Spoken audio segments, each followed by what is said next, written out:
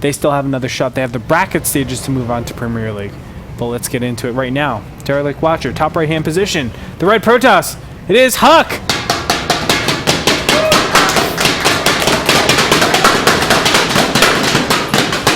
And spawning in the bottom left-hand position as the blue Protoss. It is Puck.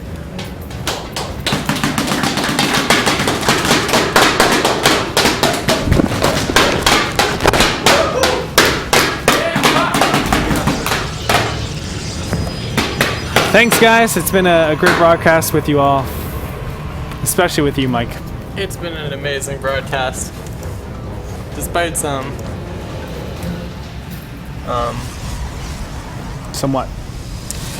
minor hiccups, I think we've had a good day. We have. We've had a great day, Mike. I've enjoyed the games. And we're going to have more great days coming up this weekend, where you can find us every day is at a great day. Red Bull WCS round of 8 will conclude, and we'll see the victors. A lot of great players. Jadong, Pult will be there. Biol will be there. We got Hero, Hart, Hack. Missing 2. Do you know them? Oz. And Max said, woo, we got it. All 8.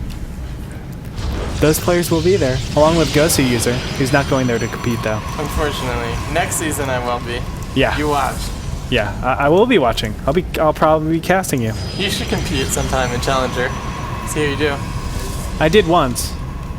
I was able to take out a couple of good Protosses with my Zerg at the time, but I lost to Zenio and Center. Center Cider? No, Zenio and Center. Quantic Center? Well, that's no shame. You should try again. Yeah, How about maybe. next season? You should try. I'll coach you. Yeah, that's not going to go over well. Why not? No, we can't do that. Anyway, crazy Gosu User. What do we have for the openings? Very standard PvP openings, as we always see in this matchup. Double gateways down for Huck, so he's changing it up. Double gateways down for Puck, he's changing it up. Puck has gone for the scout, and apparently he lost his scout. Huck has not gone for the scout. Units lost have, 50 resources. So first blood, Huck, plus 200 gold. Congratulations. You should get 200 minerals when the first probe dies. I don't think so, Mike. And it should be like, first blood, and then you just like start a Nexus with all your extra money. That would be OP, actually. I guess it would discourage probe scouting, though. It would. And I'm sure there's a certain race that just has the advantage, like, then it would be okay to always, like, 10 6 gateway. pool? No, 10 gateway. Yeah, and always 6 pool, because then you'll kill at least one worker with your 6 links, won't you? Yeah, but is that worth 200 minerals? I don't know. Maybe. 200 minerals is a lot. That is a lot. Alright, well, let's not talk about such nonsense. Okay. Twilight Council going down for Huck. It's almost finished here. Is this going to be Dark Templars? I'm thinking it's going to be Blink Stalkers yet again. I'm thinking Dark Templar. Well, you're wrong. I am. I think Blink Stalkers, actually. But I just wanted to say something different. Twilight Council going down for Puck. Now, I think this is going to be Dark Templars. For Puck? Yeah. No, I think Blink I don't Stalkers. think, yeah. I think it's going to be Blink Stalkers as well. I was just seeing if you were following me or not. I was. No, like you were following the leader type of deal. Ah. You know? But you weren't. I never do that. Puck's probe is going to be taken out here to a couple of stalkers. But that should kind of notify Huck. No, wait. No, that should notify Puck that some sort of potential incoming pressure is on the way. Now look at this robotics facility being popped down. This is kind of crazy. So it's 3-gate Twilight Council robotics facility, no blink yet. He's gonna get it. I swear he's gonna get it. He'll definitely get it with his Blink. dog. Blink? There it is. Yeah. Huck's blink is so much quicker. Yeah, it's incredibly quicker, and not only that, he'll have a lot more stalkers in this composition because there's a sentry that's a potential 2 stalkers and a robotics facility, potential 2 stalkers. A big advantage for Huck. He could probably just win the game right here. Oh, I don't know about that, because if Puck retreats, Can't Puck just use Photon Overcharge and then that'll stall into a Blink or an Immortal or something? Yeah, and I did actually see this, but a Robotics Facility is going down for Huck. But that Sentry. Photon Overcharge will help, but the main is so large that you can just wait on the high ground and maybe not have to actually, worry. if he gets his units caught off guard... Oh, but the force field blocked him. Yeah. I thought he might have had high ground vision and just blinked up and surrounded all those units. I thought he was going to after seeing the Sentry. Yeah. Normally that's like, okay, well, I have the Stalker advantage. Might as well go for it. This is what I love about Huck. He looks at the timer, and here it's the bottom right, and he just says, okay, I'm going to count to a minute. As soon as 8:40 hits, I'm going to start initiating and try to just overwhelm my opponent. But looks like it's not going to happen this time. I was wrong. Because a Nexus is being thrown down right now. And look at this. Even a Gateway is in range, so he can just use his Blink. I think this is advantageous for Huck now. He also has the Robo. Sure, he's down in a Mordor or two, but he's getting a much quicker expansion. Yeah, I think so. Now he's going to go for the engagement. Robo is there and just blinks away, kills one single Stalker. Puck's Blink isn't there yet. And will he go for the engagement yet again? He needs to be so careful. And it's just going to blink out, so everything's okay.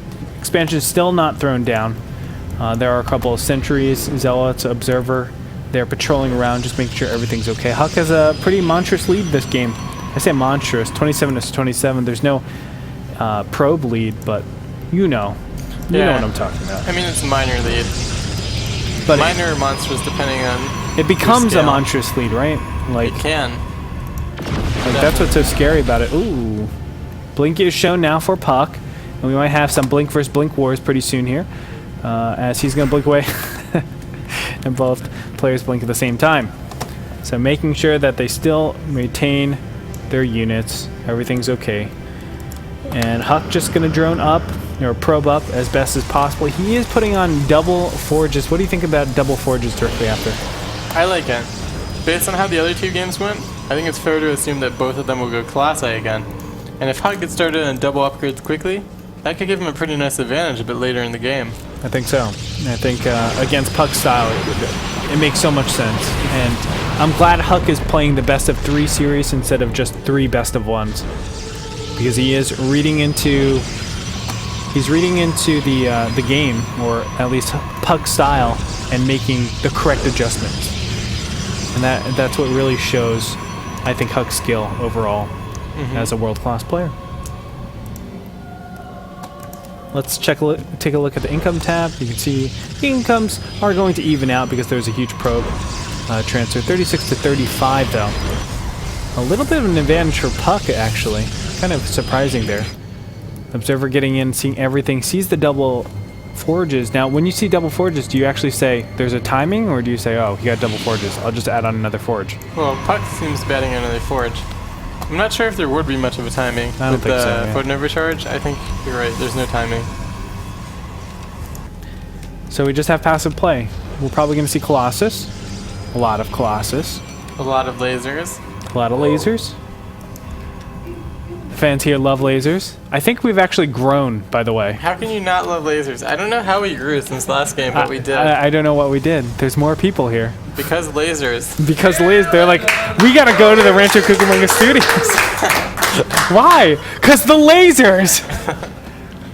And it's just a lot of people are going to play laser tag, and then they saw us, and then they're like, hey, these lasers are free, and they can't destroy them. Why wouldn't you, right? Yeah. Robotics facility and robotics bay being placed down for Puck, so he's gonna have 2 robotics facilities over Huck's. Did you see that blink? 1. No, he 2. blinked while the stalker shots were midair, so it dodged them all. It was sick. Oh, that's what Blink Stalker Micro is. I know, but it was cool. Newsflash. Like the whole volley was midair on way to one of his stalkers, and he blinked and dodged it. I want to explain to you how PvZ works with roaches against Blink Stalkers pretty soon. No, but with roaches against blink stalkers, usually the stalkers take some damage in their shields and then you blink back. But he took no damage in his stalker because he blinked at time. Like dodging a Widow Mine, but dodging stalker shots. That's a lot harder, man. It is harder. Third base is being taken. So we can see 2-2 +1 armor is slightly behind for Puck. We've seen that before because of the openings. Nothing crazy from these players. Income tab showing 57 to 48, so Huck is behind in workers yet again, and it's kind of been 57 to 48. Yeah, that's He's really been slacking on his production, I guess. Yeah, that's a big amount. I don't know if it's the chrono boost being allocated towards the next eye, or no, I don't think so. Maybe it's some of both. Yeah. I don't know though. With those upgrades, you think you'd chrono boost them first. You would think.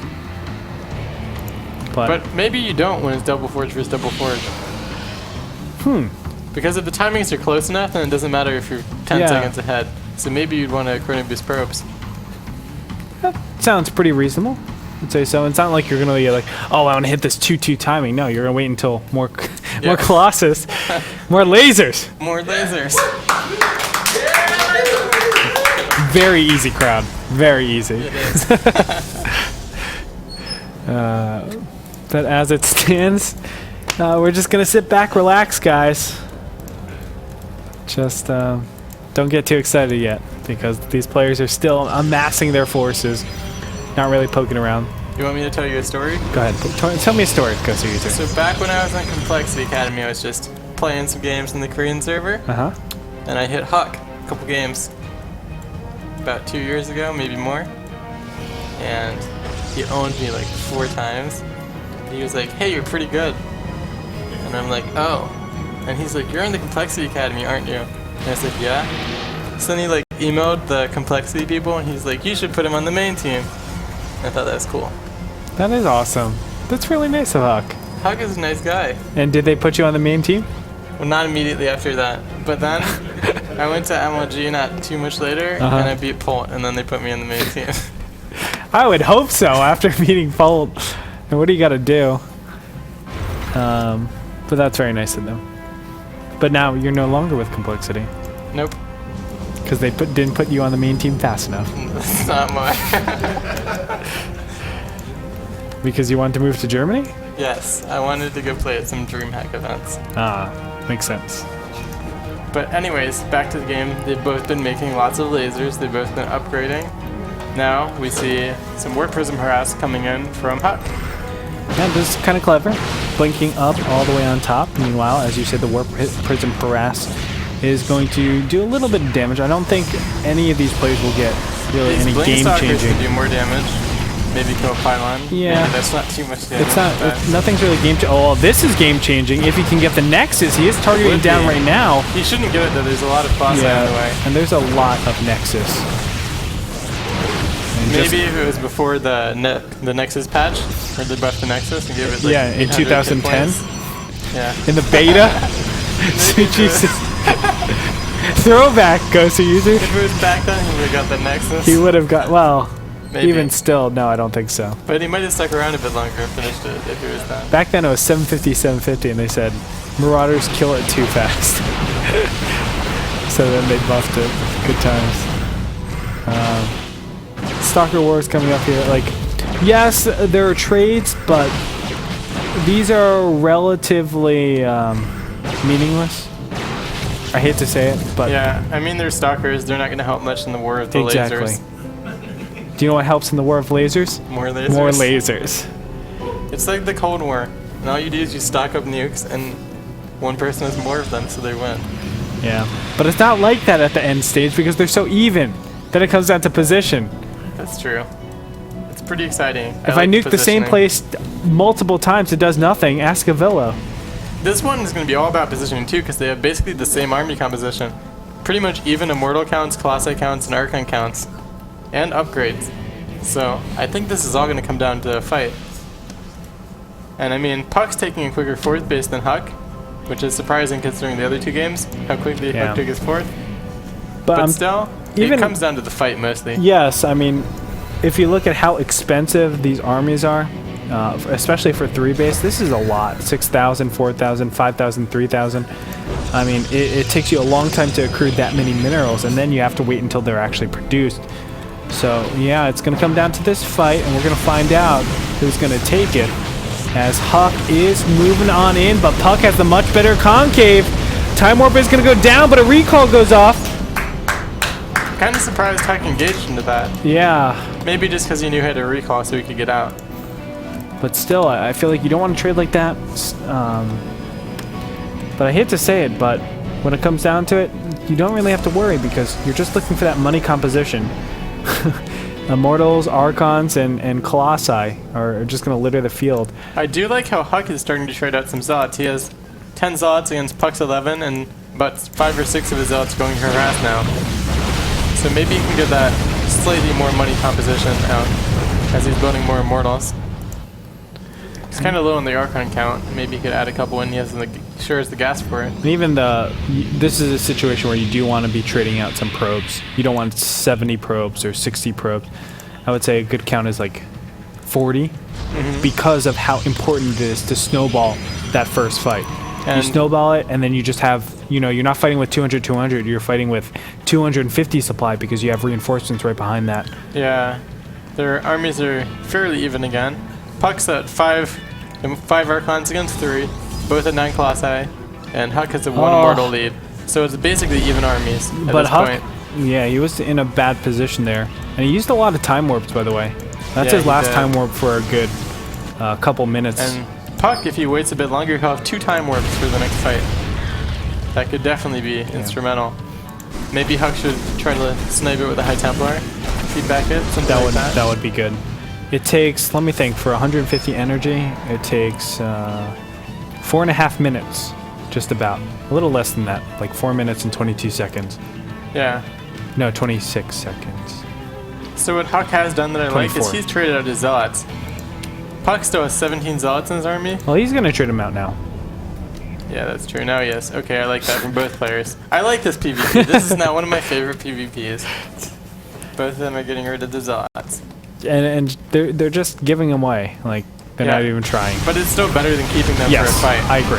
If you keep him in the fight, his army is just going to be a lot better than yours. Yep. If you trade him out, you can replace them with the units that'll help your army beat his. And that is going to be a lot of Archons, so it looks to be... Hux has a pretty big Immortal lead right now, though. Hux at 11 Immortals against 6. But you're going to see a lot more Archons. Look at that, 11 Archons to 3, and I like the Archons. Well, no, I like the Immortals. This would be interesting. I don't know what I'd like better. I actually like Puck's position just because of those time warps. I'm not sure about the Archons or the Immortals, though. Immortals beat Archons, but Archons took up more damage from Colossi, I think. I think so too, because it's 2 shots from a Colossus, right? It's not just 1, it's 2. And then you're able to do 20 damage each swing. And then with the AoE, it will clear up the Immortals pretty fast. The Archons take full damage. I don't know. I really don't know. Yeah, we'll have to see. I think a lot of it will come down to positioning, and if the Colossi are shooting the same groups of units. I think it will be Archons, though, that are better than the Immortals, but I'm not sure. It's all going to come down to micro, too. Yeah. Like, you can micro the Archons and Immortals to take extra hits, you know, to have better concaves.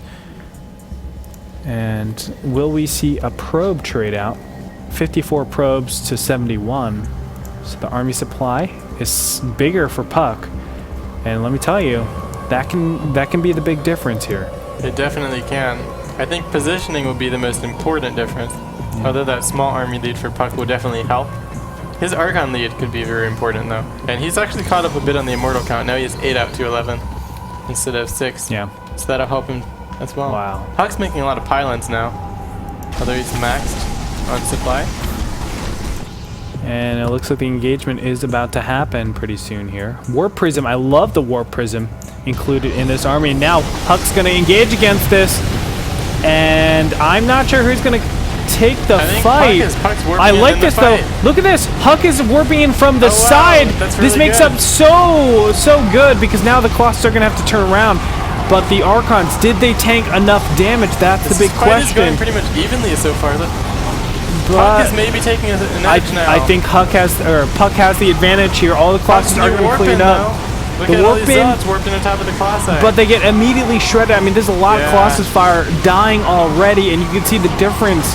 I mean, the bank is 2,000 minerals, 1,000 gas for Puck. He has the momentum, and he's going to take the win. Oh my goodness, Puck. We're going to see him in Premier League next season. We will. And this was some pretty nice play from Puck here. Good control in that fight. Yeah, and he had like a 15 supply lead going into that, and it's because of the Harvesters. And you look at it afterwards and you say, well, do I really need those extra 20, 30 harvesters, or could I use an extra 5, 6 Archons or 5, 6 Immortals? That's a big difference. Other than that, both players knew exactly what they needed to do in the fight. I think warping so. in units in the middle of the fight with warp prisms. Well, Huck had a pylon, I think, right next to it. But either way, they were both warping in directly in the fight.